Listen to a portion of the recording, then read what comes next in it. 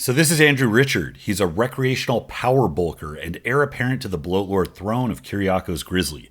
Andrew weighs in the neighborhood of 400 pounds. He purports to be a lifetime natural, in parentheses, so far. So let's look at the speed of this. So he leans way back, chin up to get the bar technically starting under his chin. Just look at that speed. That's disgusting. A lot of people take issue with the start because he's not starting at his collarbone. And I think a lot of people intuitively think that that's like cheating somehow, that you're not going through the full range of motion. I get the rationale. The thing is, with people who are sufficiently built through their delts, every inch you pull that bar down towards your collarbone, the more compression you're getting, this mechanical tension from just stretching the muscle out. Because a lot of guys that get this big, I had this problem, and I wasn't anywhere near this big, where I could take out a 315 press and the thing would still be 3 inches above my chest. If I pulled it down, I would have to internally rotate my arms and get out of a pressing position.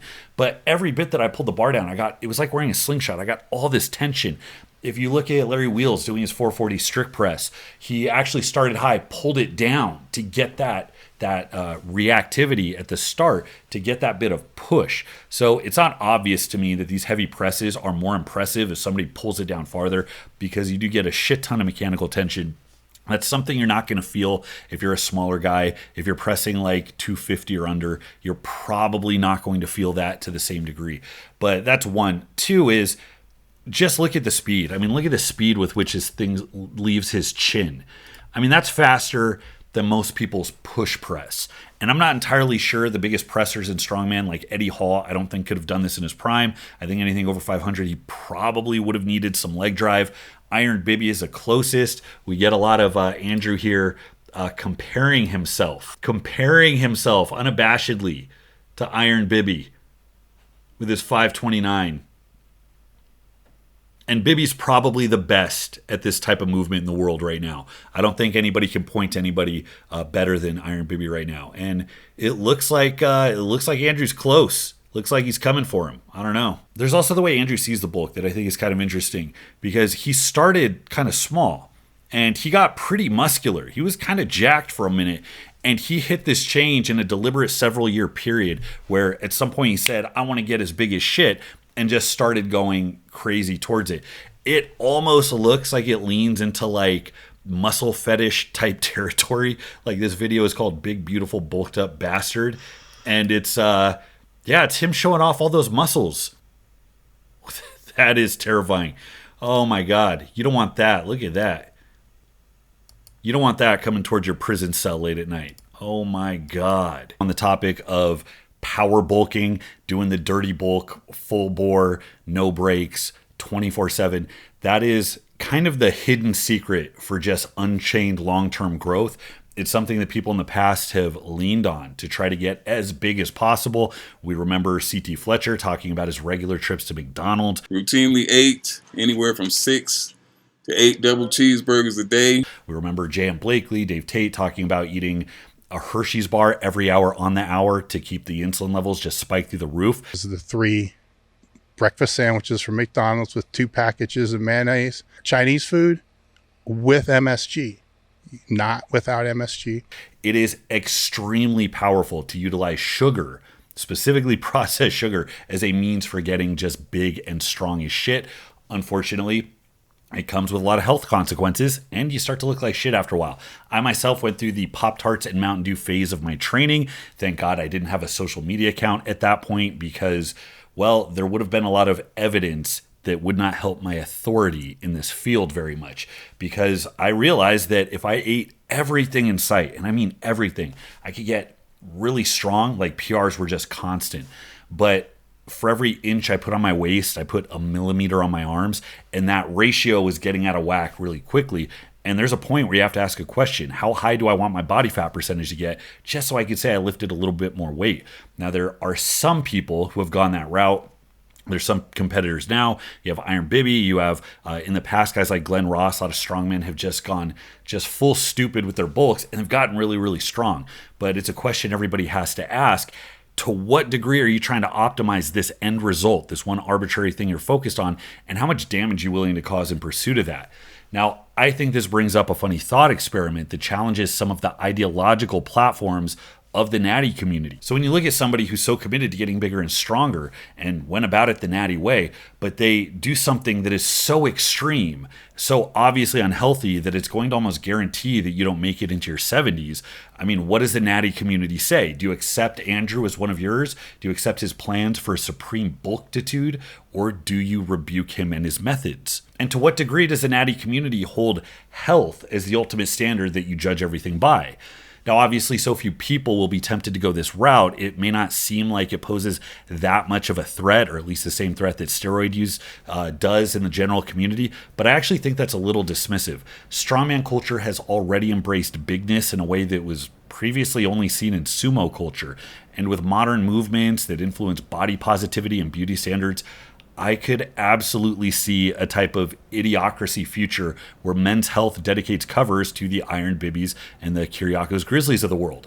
And that would spark a trend of young Thurman Mermans finding confidence by embracing their bulk and doubling down on girth. Guys, if I can help fund this channel and help you solve a problem, I call that a win-win. So please allow me one moment to preach the good word of Boostcamp. I tend to get a little complex when I'm writing workout plans. Tracking progress for these programs is hugely important, but options were never great. I would write these long, complex progressions by hand into a notebook, or I would carry a binder filled with spreadsheets I printed off of LiftVault. That's why I'm here to introduce you to Boostcamp. Boostcamp is the easy way to track training progress directly from your phone. Their library of programs features countless dozens of powerlifting and hypertrophy-specific programs from your favorite creators, including Jeffrey Verity Schofield, Johnny Candido, Eric Helms, Greg Knuckles, Alberto Nunez, and of course, yours truly. Boostcamp also has exclusive programs that you just won't find anywhere else. Select the one best suited to your needs and watch the sets, reps, weights, and exercises populate automatically. Don't guess at that one weight you lifted that one time for how many reps again? Have your log of training with you at all times for easy reference in the convenience of your phone. Not only does Boostcamp have a stellar product, but their support is the only reason this channel exists. So thank you, the viewer, and thank you to Boostcamp. Check it out today. The link is in the description. Now, one of the things that makes Andrew's content stands out, besides his ridiculous body transformation and his currently ridiculous levels of strength, is the fact that he walks the line of cringe. When you're judging something as being cringy, the big thing is whether or not the person is in on the joke. Like, things get exponentially more cringy if you realize the person is displaying the cringe while trying to be cool, as opposed to doing it for a laugh or to poke fun at themselves. Now, I don't want to be too hard on the guy because he's a bit of a character in a way that's really endearing, but when he films himself doing his striking, I don't get so much Bud Jeffries vibes as I get Kyle getting ready to punch some drywall vibes. Now, I'm not nearly as bothered by his 180-pound super bulk as I am by the editing. Some of these videos feel like the collages they find in the serial killer's motel room after they catch him with a trunk full of women's feet.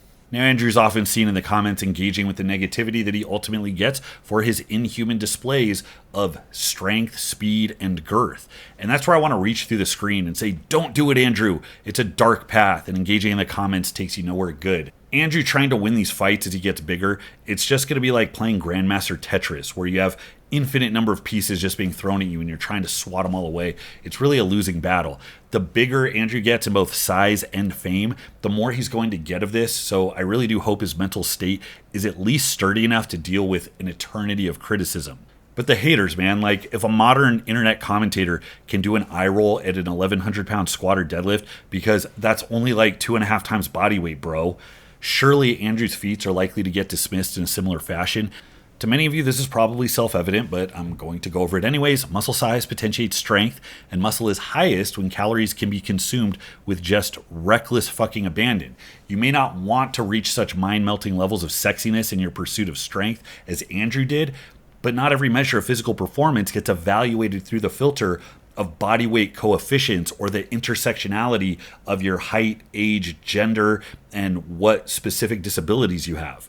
We don't evaluate the best performers solely on their lack of advantages. If you want to know who survives when the alien overlords make us go on a cross-country death march, it's going to be a Kenyan who weighs 115 pounds and has ping pong balls for ankles. If you want to know who can levitate 500 pounds overhead using just the muscles of their arm, it's going to be someone who is built like an overfed rhino.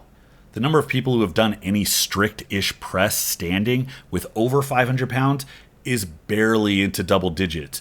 And none of those people were small either.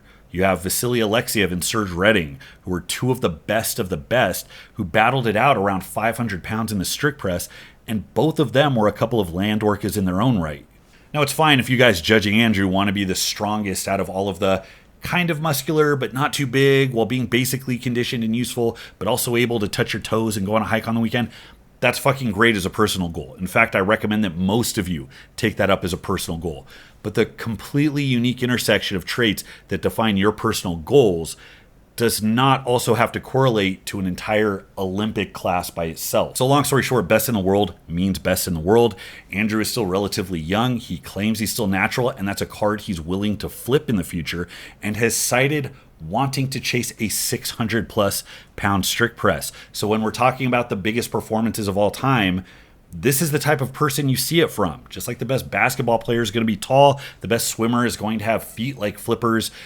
The best performances come from those who are the best suited for it. So if you do want to become the best, I recommend you stop trying to make everybody else lower their standards for what that means, and instead start considering how seriously you want to go all in to play towards your strengths to get as good as you possibly can. So as of right now, I'm tentatively kind of a fan of Andrew's. This is going to be the object of my curiosity and attention in the near future, similar to how Kyrgiakos was the object of Zach Tellender's fascination. So I'm eager to see what Andrew does and where he goes. Incredibly strong human being, and I'm hoping that he can keep it together long enough to not only be successful, but to also have an early retirement, so maybe he lives a long life. But I'm interested in what you guys think. What do you think this means about the future of strength sports? Is he going to do anything big? You think he's going to try and take down a log record at some point? What do you think this means about the culture of excellence and chasing big goals? Do you think this is a positive move, or do you think this actually hurts the culture by sending the wrong message? Let me know what you think in the comments. Thanks so much for watching, guys. Till next time, this is Bromley. I'll see you.